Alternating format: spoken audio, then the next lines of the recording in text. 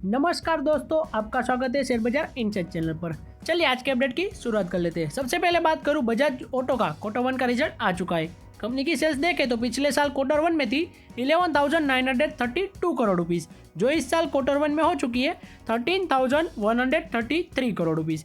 यानी कि कंपनी की सेल्स में ईयर ऑन ईयर बेस पर 10% की अच्छी तेजी रही है। कंपनी की क्वार्टरली बेस पर सेल्स की बात करूँ तो उसमें करीब 4% के अराउंड की तेजी रही है।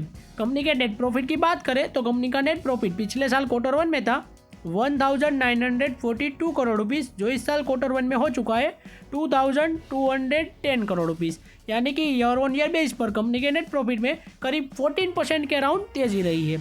एंड क्वार्टरली बेस पर बात करूँ तो कंपनी के नेट प्रॉफिट में क्वार्टरली बेस पर करीब 23% के अराउंड की तेजी रही है। यानी कि कंपनी का रिजल्ट तो काफ़ी अच्छा रहा है मेरे हिसाब से तो। और आज कंपनी के स्टॉक प्राइस की बात करूँ तो उसमें करीब 0.60% की अभी के लिए गिरावट देखी जा रही है। नेक्स्ट बात करूँ डिवीज लेबोरेटरीज, इनका भी क्वार्टर 1 का रिजल्ट आ चुका है। कंपनी की सेल्स देखें तो पिछले साल क्वार्टर 1 में थी 2,118 करोड़ रुपीस, जो इस साल क्वार्टर 1 में हो चुकी है 2,410 करोड़ रुपीस। यानी कि कंपनी की सेल्स में तेजी रही है करीब 14% के अराउंड की। एंड क्वार्टरली बेस पर कंपनी की सेल्स में गिरावट रही है करीब 7% के अराउंड की। एंड कंपनी की नेट प्रॉफिट की बात करें तो पिछले साल क्वार्टर 1 में था 430 करोड़ रुपीस, जो इस साल क्वार्टर 1 में हो चुका है 545 करोड़ रुपीस। यानी कि ईयर ऑन ईयर बेस पर कंपनी के नेट प्रॉफिट में करीब 27% की अच्छी तेजी रही है। एंड क्वार्टरली बेस पर बात करूं तो कंपनी के नेट प्रॉफिट में 17.67% की गिरावट रही है।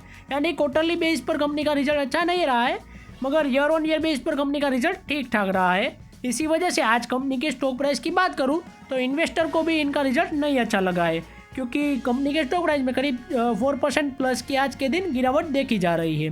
नेक्स्ट बात करूं भारत फोर्ज लिमिटेड, इनका भी क्वार्टर 1 का रिजल्ट आ चुका है।